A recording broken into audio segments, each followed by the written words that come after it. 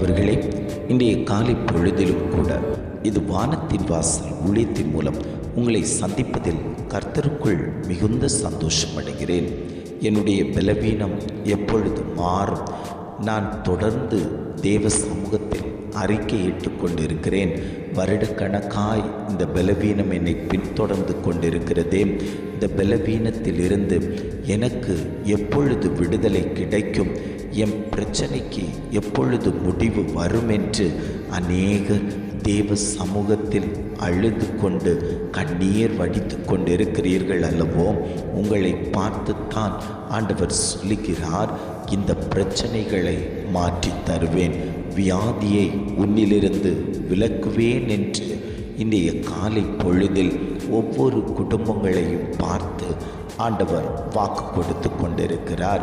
இன்றைய காலை பொழுதிலும் கூட ஆண்டவர் நமக்கு தரக்கூடிய நல்ல வார்த்தை என்னவென்றால், யாத்ராகமம் 23ஆம் அதிகாரம் 25ஆம் வசனம் இவ்வாறாக சொல்லுகிறது, வியாதியை உன்னிலிருந்து விலக்குவேன். வசனம் இவ்வாறாக சொல்லுகிறது, வியாதியை உன்னிலிருந்து விலக்குவேன். ஆண்டவர் இன்னைக்கு குடும்பங்களை பார்த்து வாக்கு கொடுக்கிறார், உனக்கு இருக்கக்கூடிய வியாதியை நான் உன்னிலிருந்து விலக்கப் போகிறேன், உன் பிரச்சனையை நான் உன்னிலிருந்து விலக்கப் போகிறேன், உன் போராட்டத்தை உன்னிலிருந்து விலக்கப் போகிறேன், உன்னுடைய சூழ்நிலைமைகள் நான் மாற்றித் தரப்போகிறேன்.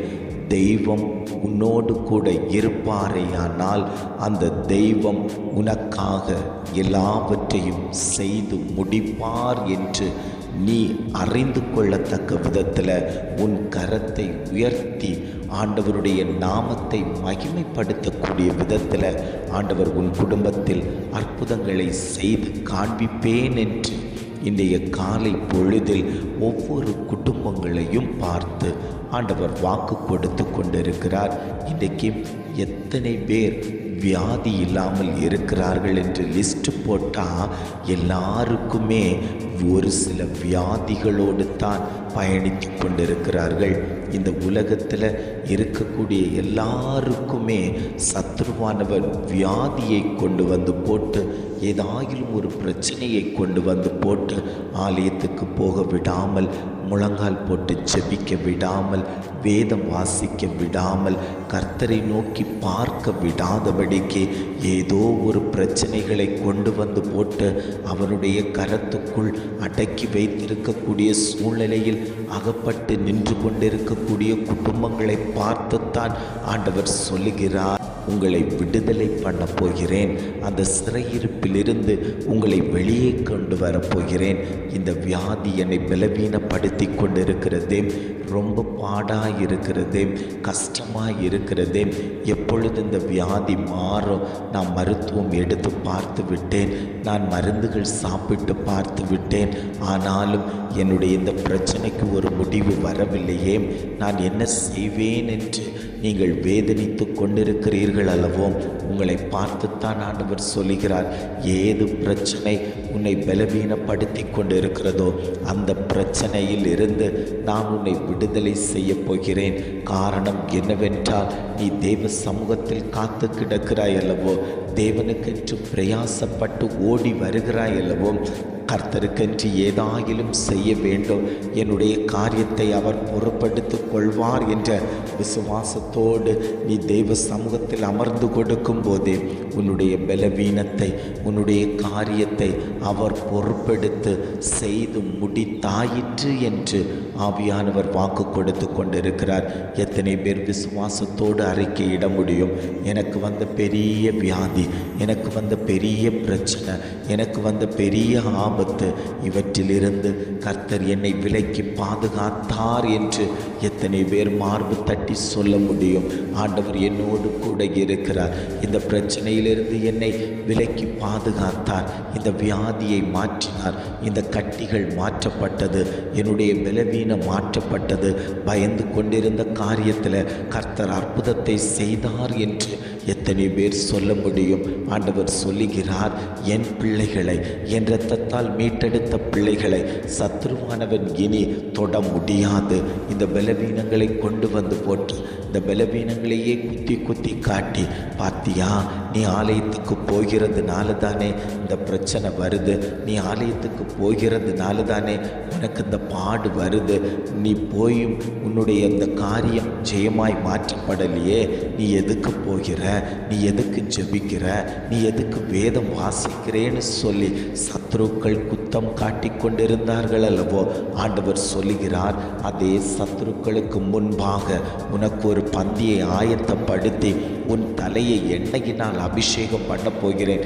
அந்த சத்துருக்கள் வெட்கப்பட்டு போகிற அளவில் நான் உன் தலையை உயர்த்தி காண்பிக்க போகிறேன். நீ தேவ சமூகத்தில் அமர்ந்து கொடுத்ததினால உன் பிரச்சனைக்கு தீர்வு வந்தது என்பதை அறிந்து கொள்வதற்கு நான் உனக்கு வழி செய்வேன் என்று ஆவியானவர் வாக்கு கொடுத்து கொண்டிருக்கிறார். 38 வருஷம் வியாதியஸ்தன் பெதஸ்தா குளத்தங்கரையில் அமர்ந்திருந்தான். தெய்வ சமூகத்தில் காத்து கிடந்தான். வருடங்களோ 38 ஆகிவிட்டது. இனி எனக்கு சுகம் கிடைக்காது என்றெல்லாம் அவன் எண்ணவில்லை. அவன் அந்த இடத்துல காத்திருந்த போது தெய்வமே அந்த இடத்துக்கு இறங்கி வந்து அவனை தொட்டு சுகப்படுத்தினாரேயானால் இன்றைக்கு உங்களை தொட்டு சுகப்படுத்த மாட்டாரா? எத்தனையோ அற்புதங்களும் அடையாளங்களையும் நாம் வேதாகமத்தில் வாசிக்கிறோம் அல்லவா? அந்த வாசித்த வேதாகமத்தை விசுவாசித்து பிடிப்பாயேயானால் உன் சரீரத்தில், உன்னுடைய பலவீனத்தில் அது கிரியை செய்ய ஆரம்பிக்கும்.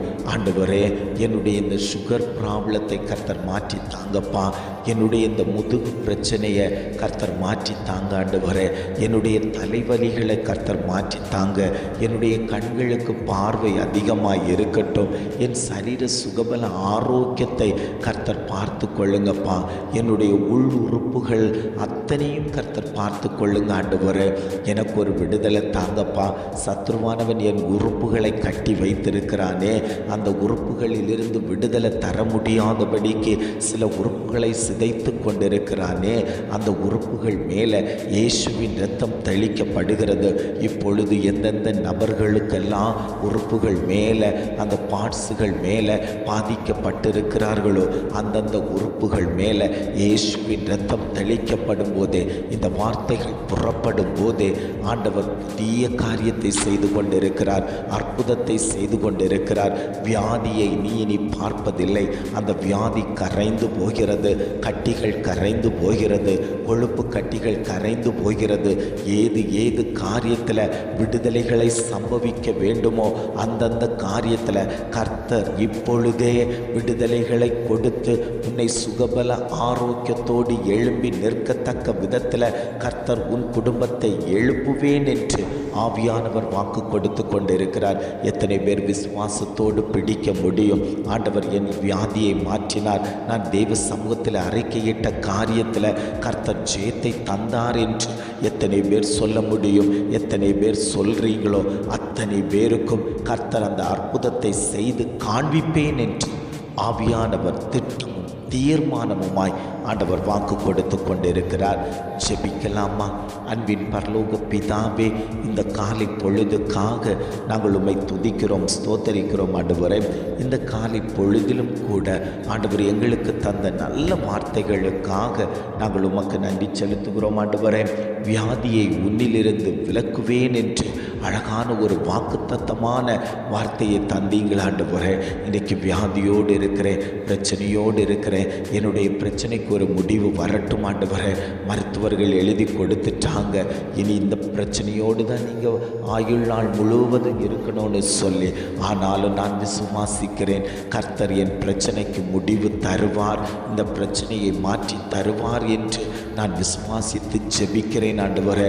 இதை கேட்டுக்கொண்டு இருக்கக்கூடிய ஒவ்வொரு குடும்பங்களில் இருக்கக்கூடிய வியாதிகளை, பிரச்சனைகளை, பலவீனங்களை, பாடுகளை கர்த்தர் தொட்டு சுகப்படுத்துவீராக. உம்முடைய ஆணி பாய்ந்த தழும்புள்ள கரங்களால் எங்களை தொட்டு சுகப்படுத்தும்படியாய் நாங்கள் ஜெபிக்கிறோம் ஆண்டவரே. நீர் அப்படியே செய்து விட்டதற்காய் ஸ்தோத்திரம். உம்முடைய நாமம் மகிமைப்பட்டு விட்டதற்காக நாங்கள் உமக்கு நன்றி செலுத்துகிறோம் ஆண்டவரே. வியாதி எங்கள் மேலே இனி வரக்கூடாது ஆண்டவரே. இந்த பலவீனம் எங்களை தாக்கக்கூடாது ஆண்டவரே.